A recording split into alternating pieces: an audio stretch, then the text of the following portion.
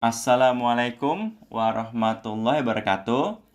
Nah, jadi pada video kali ini kita akan membedah metode PLS-SEM. Ya, kita bedah metode PLS-SEM. Nah, yang akan kita bedah adalah outer loading. Nah, jadi dalam PLS-SEM ada ukuran atau pemeriksaan terhadap nilai outer loading. Nah, jadi pada video kali ini topiknya outer loading merupakan ukuran reliabilitas indikator. Nah, itu dia. Bukan validitas ya, ternyata reliabilitas indikator.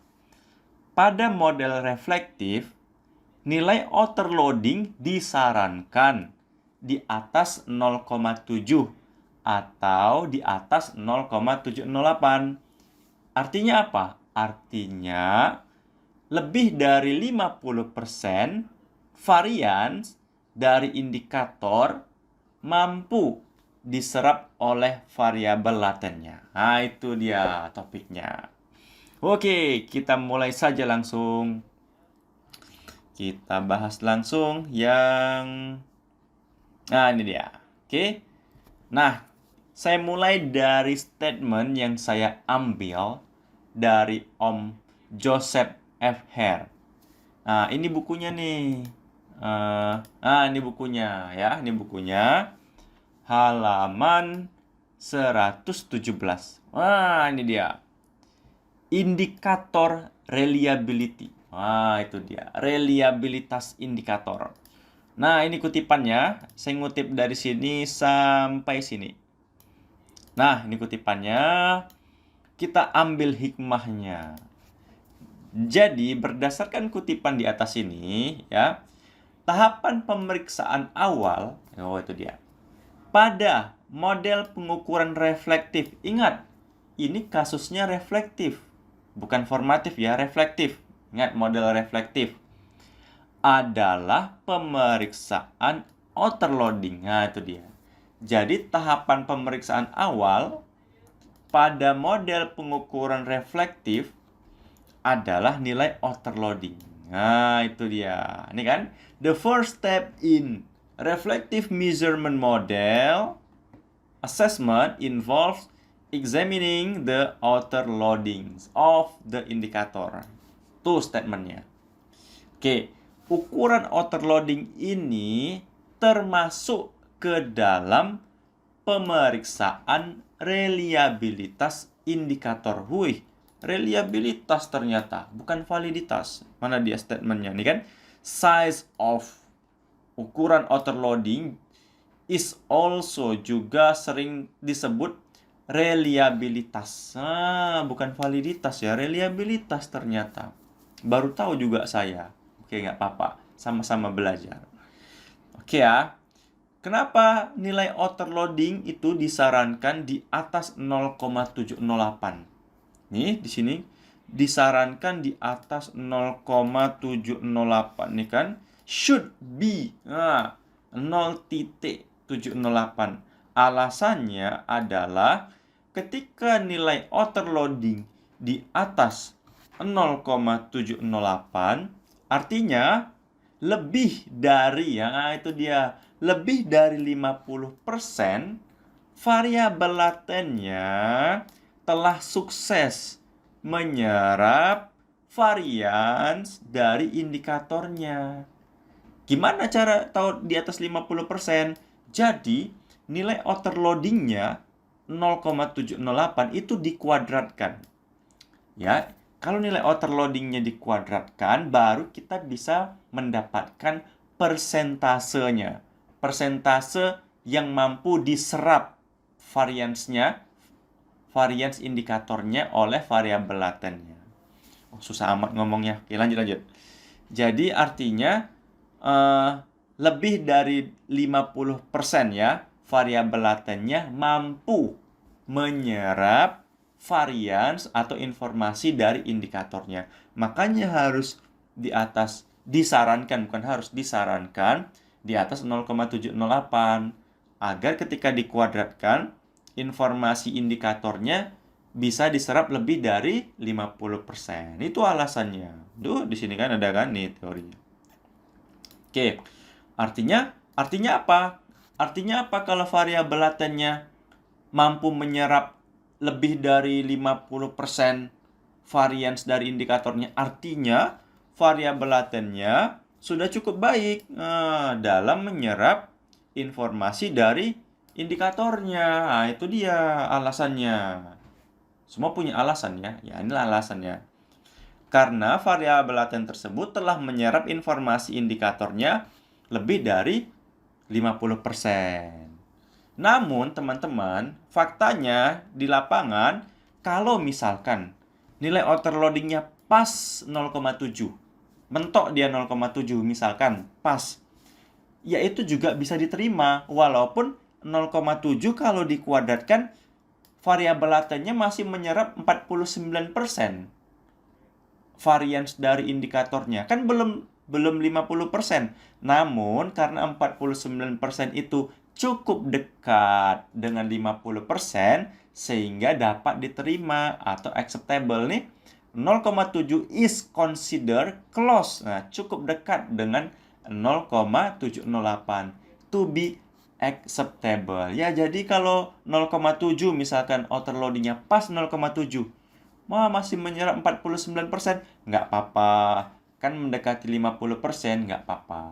Nah, masih bisa dipertimbangkan, masih bisa diterima.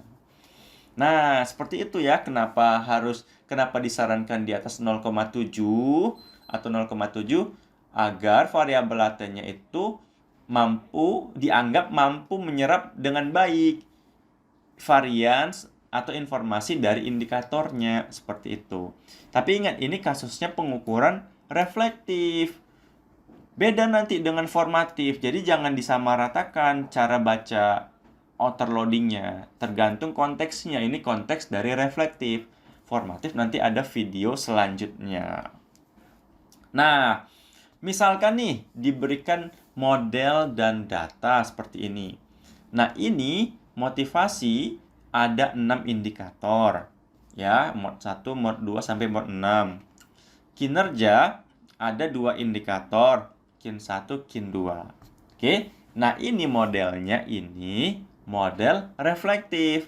Ingat, kalau reflektif itu anak panahnya dari bulat biru menuju indikator. Nah, motivasi ke indikator mod 1, motivasi ke indikator mod 2, motivasi ke indikator mod 3. Jadi anak panahnya dari bulat menuju ke indikatornya. Itu namanya reflektif. Kalau formatif itu kebalikannya. Anak panahnya dari indikator mod 1 ke motivasi. Anak panahnya dari indikator mod 2 ke motivasi. Nah, itu namanya sifatnya itu formatif. Nah, tapi ini konteksnya adalah reflektif dulu. Jadi ada 2 variabel laten, motivasi sama kinerja. Oke, kinerja ada 2 indikator, kin 1, kin 2.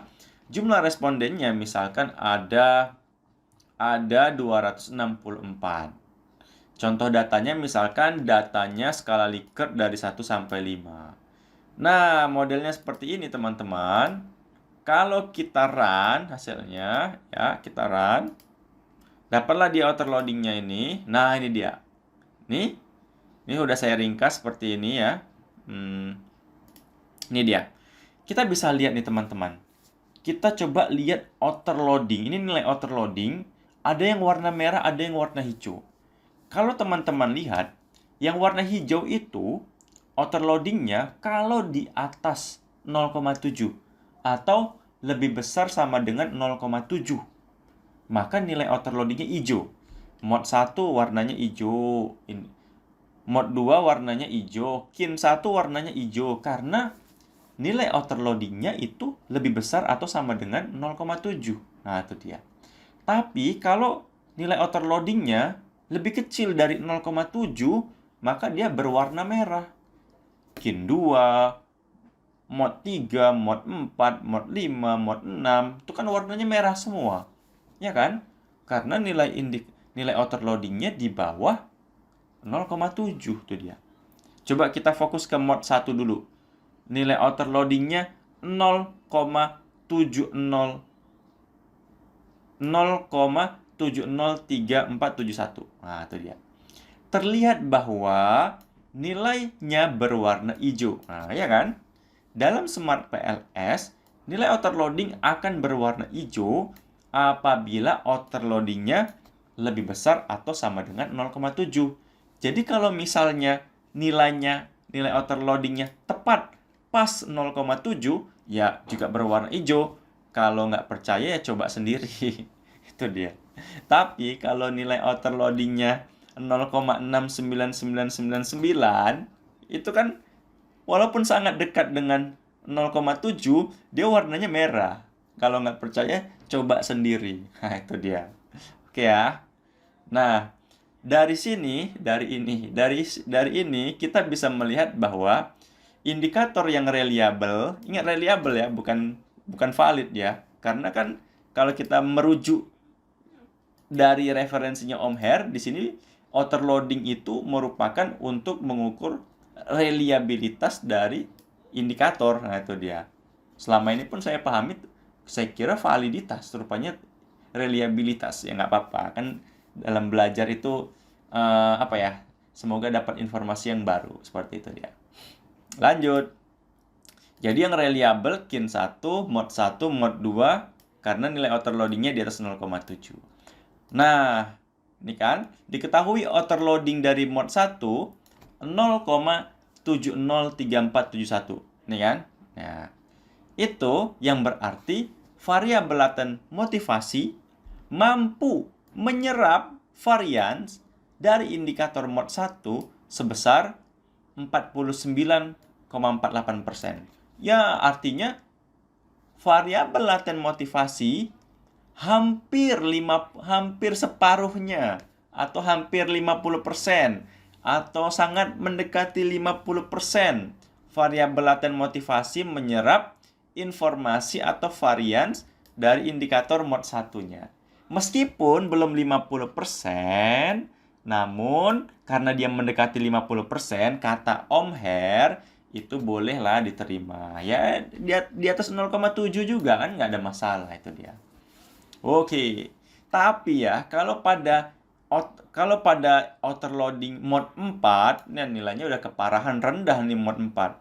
0,28285801. Nah, kalau dikuadratkan, variabel laten motivasi hanya 8,16% bisa menyerap varians dari indikator mod 4. Ya dikit banget. Jadi kita juga ragu mau diterima atau enggak nih. Mod 4-nya mau dipertahankan atau mau dihapus. Nah, nanti pada pembahasan selanjutnya akan kita bahas kapan suatu indikator dipertimbangkan dapat dihapus.